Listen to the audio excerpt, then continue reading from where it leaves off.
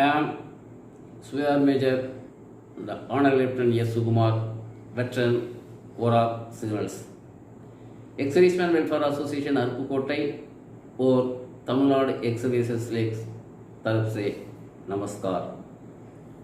स्पर्श system for pension administration रक्षा, इसका बारे में नवंबर महीना में बहुत एक्स-सर्विसमैन का बीच में बातचीत हुआ है।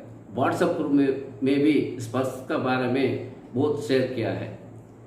कारण यह है कि नवंबर महीना में state bank of India bank से पेंशन ले रहे हैं, उनका पेंशन 25 नवंबर 2021 को पेमेंट हुआ था, लेकिन कुछ लोग को उसी दिन पेंशन पेमेंट नहीं हुआ। इसका कारण से उन लोग पूछना शुरू किया हम लोग को क्यों पेंशन पेमेंट नहीं हुआ। बाद में ये पता चला उन लोग को पहले पर्स अकाउंट का बारे में user account number, user ID, password मिल चुका था। उन्होंने भी उसमें एडवाइस किया था उसी यूजर आईडी पासवर्ड यूज करके अपना अपना पर्स अकाउंट को देखने के लिए। कुछ लोग देखा है, कुछ लोग उसमें इंटरेस्ट नहीं लिया है। लेकिन ये नवंबर महीना में पेंशन पेमेंट 25 को नहीं होने के कारण से उसका बारे में उन्होंने सोचना शुरू किया था। कुछ लोग पूछा था हम लोग को पेंशन पेमेंट हुआ है, कब हुआ। हमने ये बताया था कुछ भी हो आप लोग का पेंशन 30 नवंबर के अंदर होगा। उसी माविक 30 नवंबर के अंदर उनका पेंशन पेमेंट हो गया है। स्पर्श भी एक पेंशन पेमेंट सिस्टम का एक चेंज है। अभी टेक्नोलॉजी डेवलपमेंट बहुत हो रहा है, उसी के कारण से ये पेंशन पेमेंट में भी पर्स का कारण में कुछ चेंज हुआ है। पहले भी ये पेंशन पेमेंट पे चेंजेस बहुत आया है। पहले pension payment treasury, TPDO, bank, then CPPC, CPDA, अब पर्स का दौरान आपका पेंशन पेमेंट हो रहा है। ये पर्स में क्या क्या है, ये पर्स पूरा का पूरा डॉक्यूमेंटेशन आपका पेंशन ऑर्डर इश्यू होने के बाद आपका पेंशन डॉक्यूमेंट पूरा का पूरा ऑनलाइन में अपलोड होता है। यूनिट से अपलोड होकर के रिकॉर्ड में जाता है, देन पीओ, उसके बाद पीसीडी में जाकर के ये पूरा का पूरा ऑनलाइन में होने के बाद उसका स्पर्श में चला जाता है। आपका पेंशन पेमेंट ऑर्डर भी उसका आप अपने आप पर्स अकाउंट से डाउनलोड कर सकते हैं। इसका बारे में था ये वीडियो है। आप इसका हम इसको एक प्रेजेंटेशन के दौरान में आपको दिखाएंगे।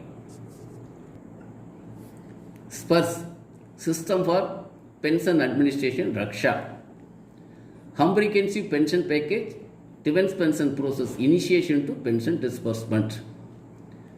इसका बारे में डिटेल्ड इंफॉर्मेशन पीसीडीए वेबसाइट में है। कोई भी आप कब चाहिए तो आप उसी पीसीडीए वेबसाइट में आप देख सकता है। उसका वेबसाइट spurs.defensepension.gov.in, दूसरा एक वेबसाइट है pcdapension.nic.in। ये पेंशन पर्स का दौरा कैसा कब कब रोल आउट हुआ है। पहले कोस्ट गार्ड का जनवरी में 2021 में रोल आउट हुआ है।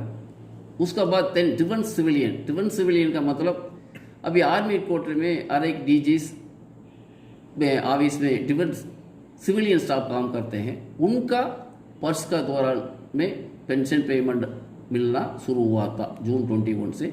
अब पीसीडी वेबसाइट में इसका बारे में सर्कुलर 128 ऑर्डर्स दिए हुए हैं।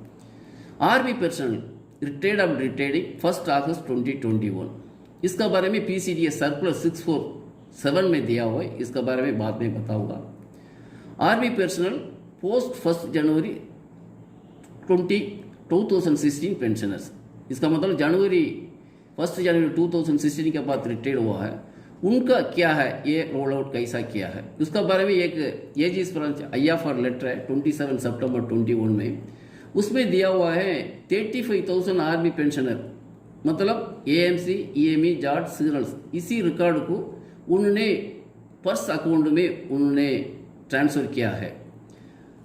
इसी लेटर को इसमें मैं बाद में दिखाऊंगा। नेक्स्ट नवंबर 2021 में किस किस का अकाउंट्स पर्स में ट्रांसफर हुआ है उनका पेंशन पेमेंट अभी नवंबर महीना में पर्स का दौरान उनको पेमेंट हुआ है।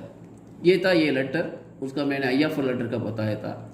इसी लेटर में इन्होंने बताया हमने 35,000 पेंशनर को पर्स अकाउंट में ट्रांसफ़र किया है, माइग्रेट किया है।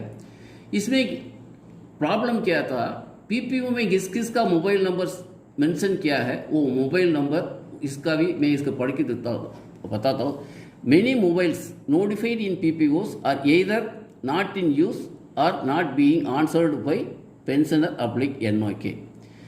मतलब उसमें PPO में मेंशन किया है उनका मोबाइल नंबर, उसका कोई भी अटेंड नहीं करता मैक्सिमम। इसी कारण से उन्होंने एडवाइस ये दिया हुआ है, एक एडवाइजरी नोट दिया है, सबका सब आपको यूजर मोबाइल नंबर PPO में दिया हुआ है, ईमेल उन्होंने पेंशन आते हुए दिया है, उसको आपने सही ढंग से रखना है। इन केस आप चेंज कर दिया तो उसको रिकॉर्ड ऑफिस को बता करके अपडेट करना बहुत जरूरी है। नेक्स्ट ये है पर्स अकाउंट के दौरान से पेंशन ले रहे हैं, उनका कोई मृत्यु हो गया तो उनका पेंशन फैमिली पेंशन कैसा क्लेम करना है, उसमें भी इसी लेटर में दिया हुआ है। एक simple application for commencement of family pension, death certificate of deceased pension, date of birth and identity proof of wife if not available in PPO। अभी पर्स का दौरान से पेमेंट ले रहे हैं, उनको कोई प्रॉब्लम नहीं होगा क्योंकि उसका डिटेल ऑलरेडी उनके सब कुछ उसका पर्स अकाउंट में है, उनको कोई प्रॉब्लम नहीं हो सकता है। साथ ही साथ उन्होंने यही दिया हुआ है, इसका कोई प्रॉब्लम होगा तो उसका कहाँ कॉन्टेक्ट करना, PCDA का कॉन्टेक्ट नंबर दिया हुआ है, नियरेस्ट सर्विस सेंटर भी दिया हुआ है। इसमें मेनली SBI एंड PNB को दिया हुआ है क्योंकि ज़्यादा से ज़्यादा पेंशनर SBI PNB से पेंशन ले रहे हैं, इसलिए उनका भी मिनिस्ट्री ऑफ डिफेंस ये दोनों बैंक का साथ उनका एक अग्रीमेंट हुआ है उनका सर्विस कंटिन्यूस रखने के लिए। Sufficient of pension documents for issuing of PPO। पहले क्या प्रोसीजर था, अब क्या है। Previous procedure legacy old method in papers, सबका सब पेपर अब यूनिट से तैयार करते हैं, तैयार करने के बाद रिकॉर्ड में जाते हैं, उसका बाद PO हुआ, देन PCD में जाकर के सब कुछ वेरिफिकेशन ऑडिट होने के बाद उनको PPO इश्यू होता था। अभी प्रेजेंट पर्स प्रोसीजर अवान आर्मी वाइड एरिया नेटवर्क, इसके दौरान उन्होंने यूनिट्स में अपलोड करके रिकॉर्ड्स, देन PO हो, उसके साथ PCD में जा करके आपका PPO इश्यू होता है। इसमें एक डिटेल्ड एक बनाया हुआ है, पहले पेंशन PPO कैसा इश्यू हुआ था, उसका बाद पेंशन डिस्बर्समेंट कैसा हुआ था, क्या क्या डेवलपमेंट है, उसका बारे में ये मैं इसमें दिखाता हूँ। PCDA pension sanctioning authority PCDA भी इलाहाबाद, उसका बाद PPO इश्यू होने के बाद उसका कंसर्न रिकॉर्ड ऑफिस में भेजते थे। कंसर्न रिकॉर्ड ऑफिस उनका पेंशनर का डिस्ट्रिक्ट कहाँ ट्रेजरी है TPDO वहाँ पर भेजते थे। उसका बाद एक डेवलपमेंट हुआ था ट्रेजरी के बाद बैंक में पेंशन, बैंक से का दौरान उनका पेंशन पेमेंट करने के लिए। उसका बाद बैंक से बाद CPPC बैंक, कोई हर एक बैंक स्टेट बैंक इंडिया हुआ तो उनका एक सेंट्रलाइज्ड पेंशन प्रोसेसिंग सेंटर है, उसमें हर एक बैंक का इंडियन बैंक, कनाडा बैंक, हर एक का अपना अपना सेंट्रलाइज्ड पेंशन प्रोसेसिंग सेंटर है, उसका एक जगह पर होता था। SBI अभी तमिलनाडु में हो तो चेन्नई में हो, इंडियन बैंक हो तो वो भी चेन्नई में है, कनाडा बैंक बैंगलोर में है, union bank of India Bombay में है। उसके बाद CPDA हुआ 7th CPC में, सेंट्रलाइज्ड पेंशन डिस्पोजल एजेंसी। इसमें क्या था, PPO EPPO इश्यू हुआ था। EPPO का उन्होंने 585 सर्कुलर में उन्होंने लिखा था, अभी आइंदा EPPO इश्यू हुआ है, इसी करेंगे बोल करके। इसमें मेथड किया था CPDA में का थ्रू हर एक PPO में उनका CPDA में से पेंशन लेगा तो उनके CPDA लिखा हुआ इंस्टेड ऑफ CPPC। अब हुआ पर्स। पर्स क्या था, पहले CPDA में क्या होता तो वो सीधा PCDA से कंसर्न CPPC में जाता था, PPO ऑनलाइन में वो देख करके उन्होंने पेंशन पेमेंट करता था। लेकिन अब क्या है, वो कहीं भी बेचते नहीं, PCDA में वो लिखते हैं वो अकाउंट्स, नेफ्ट का दौरान से उसका बैंक का डायरेक्ट उन्होंने पेंशन भेज देते हैं। ये है था इस पर्स। इसमें पहले टिल 6th CPC PPO कैसा इंडिविजुअल के जाता था, रिकॉर्ड ऑफिस में डिपो रेजिमेंट में पेंशन जाते वक्त पेंशनर आते वक्त उनका बाई हैंड देता था, नहीं उसी टाइम पर PPO नहीं आया तो उनको बाई पोस्ट भेज देते थे। लेकिन 7th CPC में पहले EPPO था, अभी सबको EPPO मिलते आ रहे हैं। अभी क्या हो गया, पर्स का दौरान अपने आप रिटायर्ड हो रहे हैं, अभी अपना स्पर्श अकाउंट से उन लोग डाउनलोड कर सकते हैं। इसका बारे में PCDA सर्कुलर मतलब CPDA में EPP के बारे में ये सर्कुलर नंबर 588 में क्लियर दिया हुआ है, कोई देखना चाहता तो उसमें देख सकते हैं। इतने भी डेवलपमेंट होने के बावजूद भी अभी भी पेंशनर ट्रेजरी में से भी पेंशन ले रहे हैं, TPDO से भी ले रहे हैं, CPPC से ले रहे हैं, CPDA नाउ स्पर्श। ये कब तक, अभी डिफेंस पेंशनर 30 लाख से ज़्यादा है, ये स्टेप बाई स्टेप पर्स में ट्रांसफर होगा। उसी टाइम तक सब कहाँ से पेंशन ले रहे हैं वहाँ से उन लोग लेते रहेंगे। पहले इसको बहुत टाइम लगेगा पूरा का पूरा अकाउंट पर्स में जाने के लिए। ये मैं 647 सर्कुलर दिया था, इसमें उन्हें आर्मी में सर्विस करते हैं उनका स्पर्श कब से उन्होंने इम्प्लीमेंट करना बोल के इसमें क्लियर लिखा हुआ। Army JCUs ORs and commissioned officers retirees who are going to retire on or after 1st August 2021 as well as death in service cases may henceforth be processing through spurs only। 1st August 2020 के बाद कोई भी retire हो रहे हैं death cases है, उनका purse का दौरान से उनको पेंशन प्रोसेस होगा, payment pension order pension paper payment भी पर्स का दौरान होगा बोल करके इसी 647 सर्कुलर में उन्होंने दिए हुए हैं। Pension order document PPO and payment, इसमें पर्स में मैं बताया था upload of pension document for submission, उसका बाद वैलिडेशन होता है, उसका अपना रिकॉर्ड में ही होता है, उसका बाद LPC PO में LPC का ऑडिट होता है, उसका बाद ये सब कुछ होने के बाद यूज़र ID पासवर्ड जनरेट होता है, उसका बाद पेंशनर डाटा वेरिफिकेशन करने के बाद PPO जनरेट होता है, PPO जनरेट होने के बाद पेंशन पेमेंट के तैयार हो जाता है वो। इसका एक चार्ट है इनिशिएशन एंड सैंक्शन, कब upload retirement casualty invalid orders, कितना भी आपका रिटायरमेंट ऑर्डर मिलने के बाद वो अपलोड होने के बाद उसका बाद क्या क्या पेंशन डॉक्यूमेंट्स उसमें अपलोड होता है, उसका पूरा का पूरा इसमें चार्ट में दिया हुआ है। इसमें सब कुछ होने के बाद ऑडिट होने के बाद उसका जनरेट पेंशन ID क्या SMS ईमेल टू पेंशन को भेजते हैं, वो पेंशनर के पास मिलने के बाद उसी यूज़र ID पासवर्ड से उन्होंने अपना अकाउंट डाटा वेरिफिकेशन करना है। वो वेरिफिकेशन करने के बाद उनका सब ये ठीक है ओके करने के बाद है PPO जनरेट होता है। उसका जनरेट हो गया तो वो पेंशन पेमेंट डिस्बर्समेंट के लिए उनका मिलने के लिए कोई तकलीफ ना हो, वो ज़रूर मिलेगा उसका बाद में। ये था वेबसाइट, मैंने पहले बताया था फर्स्ट स्लाइड में, स्पर्श डिफेंस पेंशन .gov.in। इसी साइट ओपन करके इसके क्लिक करेगा तो इसका आपको पूरा का पूरा क्या क्या डिटेल है, सर्विसेज है, पेंशन ऑर्डर है, कॉन्ट्रैक्ट सपोर्ट सर्विसेज, ये सब कुछ उसमें देख सकते हैं। प्री रिटायरमेंट और पोस्ट रिटायरमेंट, प्री रिटायरमेंट में आपका वैलिडेशन करना है, उसका साथ पेंशन क्लेम कहाँ है, अपना प्रोसेस हो रहा है, कहाँ पर पड़े हैं, ये सब कुछ देख सकते हैं।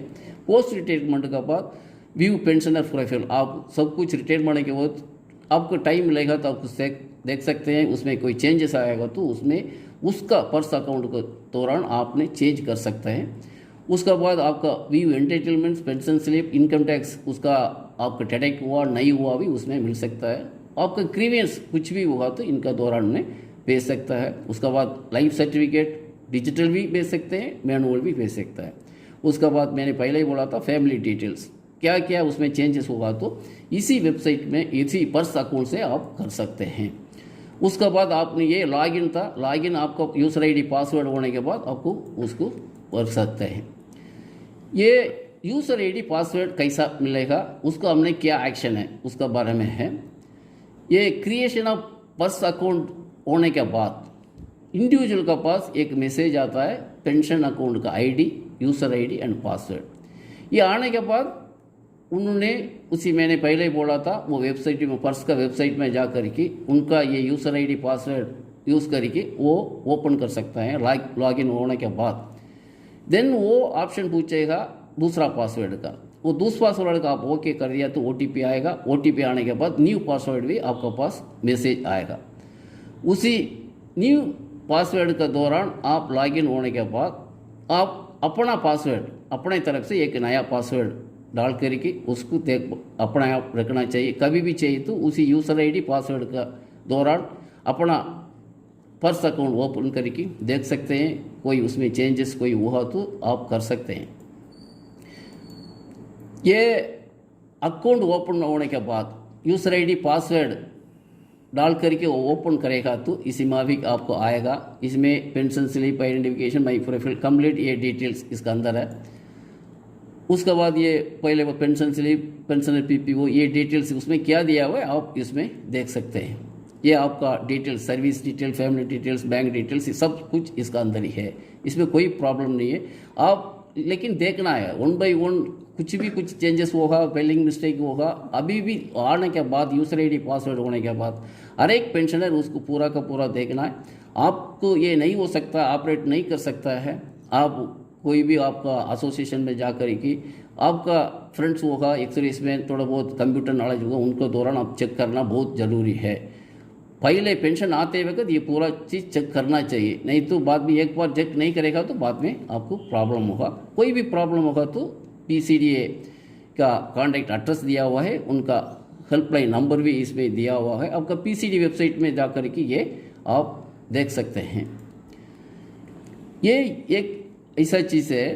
अभी पेंशन रिटायरमेंट होने के बाद उनका पहले था PPO और डिस्चार्ज बुक हाथ में मिलता था, उसको लेकर के अपना अपना डिस्ट्रिक्ट एक्स-सर्विसमैन वेलफेयर ऑफिस, उसका मतलब जिला सैनिक बोर्ड में जाता था ZSP में, वहाँ जा कर के रजिस्ट्रेशन होता है। उसके बाद एक्स-सर्विसमैन आइडेंटिटी कार्ड, उसके बाद एम्प्लॉयमेंट के लिए भी रजिस्ट्रेशन होता है।